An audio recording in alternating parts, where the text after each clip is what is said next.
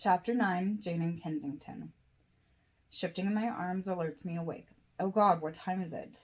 I look at the small clock on the wall. It's fine, it's only been 1 hour. I calm my racing heart. I can shave that. When I hear yelling, I know what stirred him. The fighting is escalating. I slowly put my brother back into the crib. He stirs a little, so I put my hand on his stomach. The little comfort helps him fall back to sleep. I think about intervening, but what good would it do? The fighting stops suddenly with a slap of the door. I imagine Kendra getting mad and retreating into the room, then slamming the door behind her. There's silence for a moment. It doesn't last long, as Dad has decided not to let Kendra retreat. More yelling, a door slams louder. I hear a door slam against a wall. I throw my book to the floor and frantically run out before I fully register that Kendra is screaming my name in bloody murder. Jaiden, Jaiden, help me! She screams.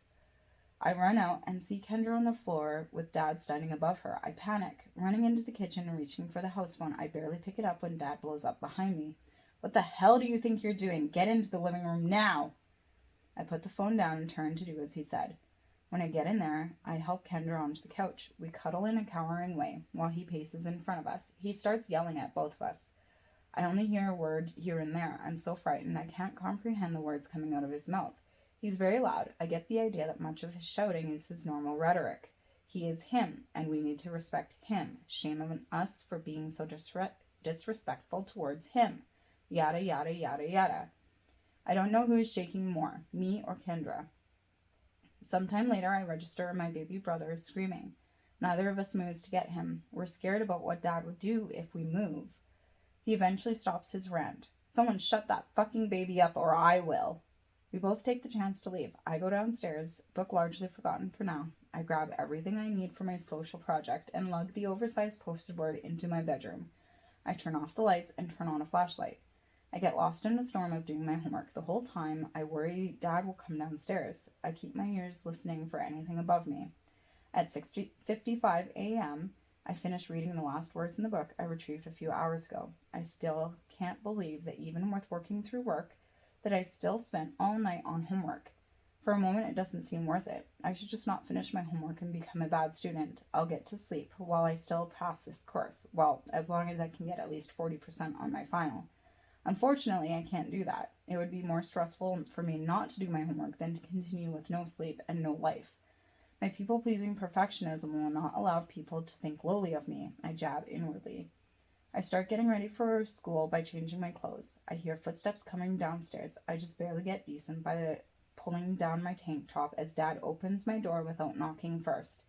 He comes inside and sits down on my bed. I stare at him. Are you okay? He says. Yes, I respond. What are you doing? Getting dressed, I tell him point blank. Don't you have more than 3 words for your dad? Are you serious? He asked me questions, and I answered them after he barged into my room while I was changing. I am still changing. He's abrasive as a person, but his antics have gotten worse in the last year. I'm sorry. I'm getting ready for school. I just need to brush my teeth and comb my hair and pack up my schoolwork, and I can walk to school. I will drive you today. When do you need to leave? He asks. In 15 minutes, I say. I don't have to be there for almost an hour, but I don't want to be here longer than I have to. All right, I'll see you in 15 minutes. He gets off my bed and goes back upstairs. I finish getting ready and pack up my stuff and project. I go upstairs with it all and pack everything into the car. The project only fits with a bit of a curve. 15 minutes have passed. I go inside the house and wait for the door. I wait and wait. I raise my voice a bit so Dad can hear. I'm ready to go. 5 minutes, he shouts from his bedroom. 10 minutes go by. I talk to him again. I have to go talk to some teachers and drop off my project. I need to go soon or I'll be late. He freaks out. I am your father and you will respect me. I will be ready when I am ready. I go on the defense. Sorry, I can just walk to school. The voice booms back. No, get in the damn car. I'm driving you to school. I will be out in 5 minutes. I've made him angry now. I'm scared again. Last night's events are still very fresh in my memory. I get into the car. I'm anxious. I have to wait for him to drive me to school. If I relax, I will probably fall asleep. I should move out. Logically, I can't. I still need to go to school. If I want to get anywhere in life, I have to go to school. Jacob is my legal guardian, and I'm only 15. I can't do anything without him calling the cops. I could submit to emancipate myself. No, I really couldn't. It would ruin his name, our family name. I'm a Kensington. You act a certain way. You do not mar the Kensington name. But I'm not really a Kensington. Maybe I could have left with Kendra. She took off last night with the baby. She didn't leave any notes or anything. When I went upstairs to grab my book, I expected to find my brother in his crib and Kendra sleeping in the rocking chair. I instead found nothing. She wasn't out in the living room, so I looked for her car and found it missing. The diaper bag was also gone. She left me. My phone vibrates. Mary's name pops up at the top of the screen. I pull down the screen to view her message. I'm going to be late today. See you at school. Oops, I forgot about letting her know I was leaving now. Doesn't matter anyway. Dad finally gets in the car. He drives me to school. He only speaks once we get there. I'm glad that we're able to make up so easily and we have such a connection. He gets out and goes around the car. I get out to collect my project, but he grabs me and hugs me. I'm tense through the exchange. The only times he's affectionate is after fights or when he wants something. He kisses my cheek. I want nothing more than at this moment than to get out of his embrace. I'm disgusted by his unwanted affection. I love you. Have a great day. He goes back to the other side of the car. I take out my project and beg. I tell him, have a great day at work. I love you too. Bye. I walk into the school with my enormous project. Thankfully, my social class isn't too far away. I walk into the classroom and interrupt the teacher's quiet time. Good morning. Do you mind if I leave this in here until class? Oh my God, of course. Here, lean it against the whiteboard. She rushes over to help me with it. She guides it onto the rail for a whiteboard. Wow, you really outdid yourself with this one. She studies the project. She reads some of the information and opens some of the clock flaps. We make small talk about the subject. I might as well get out all the information I know now, show her that I know the material before I forget it all and the anxiety of presenting it to the entire class. You know, I'm part of the school committee. I would love to keep this project when you're done with it. I would love to present it as a prime example of my students' projects. Yes, of course. Thank you. I have no idea what I would do with it if she didn't take it off my hands. Well, no, actually I know what I would do with it. It would go into the trash. I don't need it. Well, I say awkwardly, I need to go talk to another teacher. I'll see you later. Have a great day. She echoes back the last sentence, but is thoroughly distracted by my project. I leave the classroom to exchange my books and get ready for accounting. I go straight into that classroom next. The door should be open. I can rehearse my speech for the social project. I get there and sit down. I open up my speech notes and go over them. I'm one of the few students in the room. The others are chatting and working on their worksheets. Please evacuate the building. Leave everything where it is. Do not go to your lockers and go out the closest exit. Go home. My English teacher runs in and out of the classroom, just staying long enough to say those words. Neither my bag nor my locker has personal items in it, but they do have things for homework due. I grab my stuff from my desk, then my locker, and then do as she says.